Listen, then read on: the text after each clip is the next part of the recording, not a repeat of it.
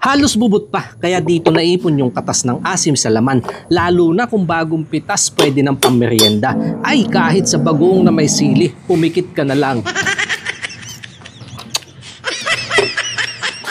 Para sa malamig na panahon, dalag ang naisipan lutuin. Halwan naman sa Kabisayaan. Laking bukid kaya gantong pagkain ang kinamulatan. Sa mabilisang ihaw, panahon na din kasi ang lumipas ng huli ko itong matikman. Saka ko lalagyan ng sangkap para may mahigop na sabaw. Sa gulay una nahanap bunga ng ampalaya ligaw. Dito ako nagkaroon ng idea na humanap na iba pang kailangan. Mga bunga na pwedeng mapitas sa likod ng bakuran, tanim-tanim na libangan, at sa harap nagpahabol ang bunga na sigarilyas. Hiniwa, hinugasan, kamatis unang pinakatas. Sa palayok na lulutuin, makulob ang singaw di lumabas. Mga napitas na gulay-gulay sunod na sinalansan. Hindi na iginisa sa tradisyonal na paraan. Nagdagdag ng kabote, pakbet sikat sa norte. At naglaon madaming naglabasang bersyon. Panlasa mapagbigyan dahil gulay ang kinahiligan. Luya sa ibabaw, saka pinatuyo maliliit na hipon halos umapaw. At panghuli pampaalat na bagoong isinalang. Sa mahinang apoy maluto ng dahan-dahan. At yung nakasalang binalikan, ang ganda ng pagkakaihaw. Amoy pa lang pwede nang ilaban sa kaning bahaw. Hinimay tinik mabawasan mabuksan ang tiyan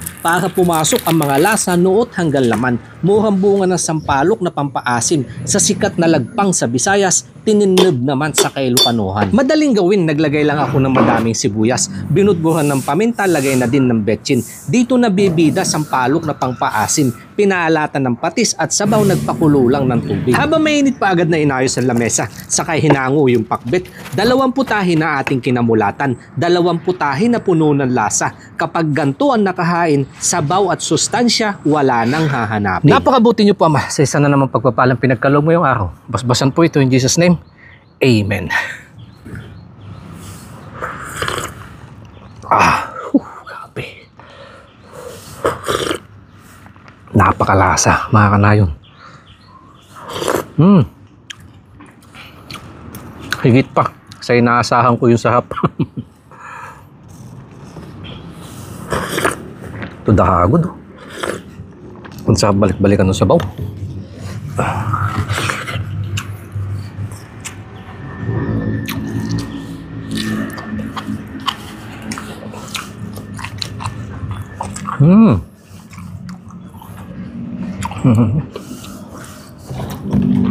Iba ho talaga yung lasa ng gulay kapag sariwa yung ginamit na sangkap.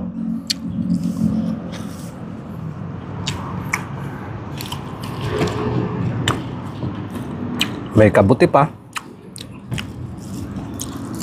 Andyan na lahot, andyan na ho lahat, dagdag na ang lasa.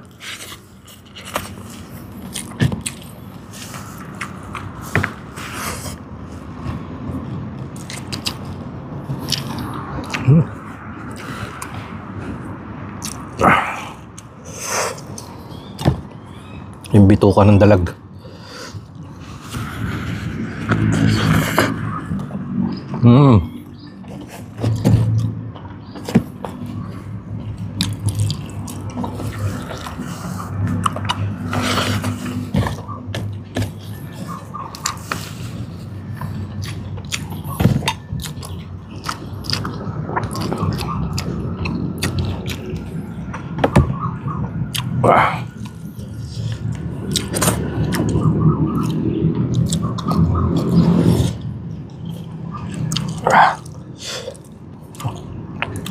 Maanghang din pala yung siling panigang na yun.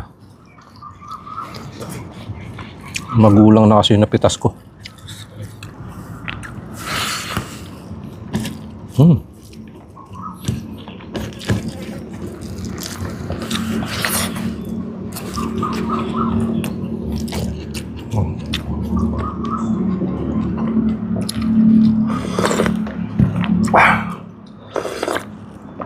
Parang kahit 1 taon din ho ako hindi nakapagawa nito.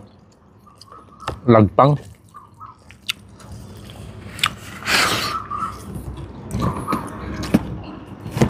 At saka yung ginawa ko ho noon, puyo. O yung liwalo. Ngayon naman, dalag.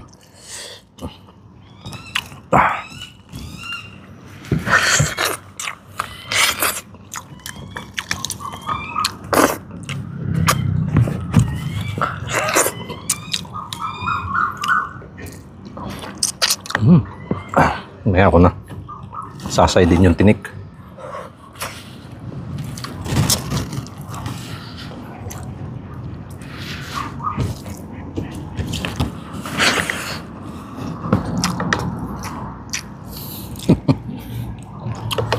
Hitik na hitik po sa gulay.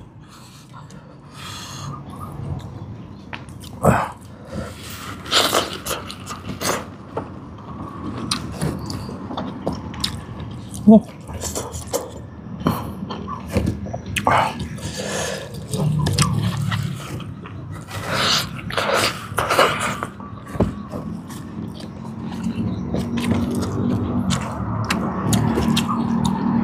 Hindi ako gaano makapagsalita sa sarap.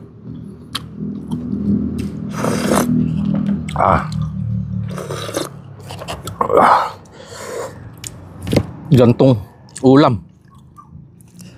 Hitik na sa sustansya, saka sa bitamina. Pag ganito ho ang nakahain, ay,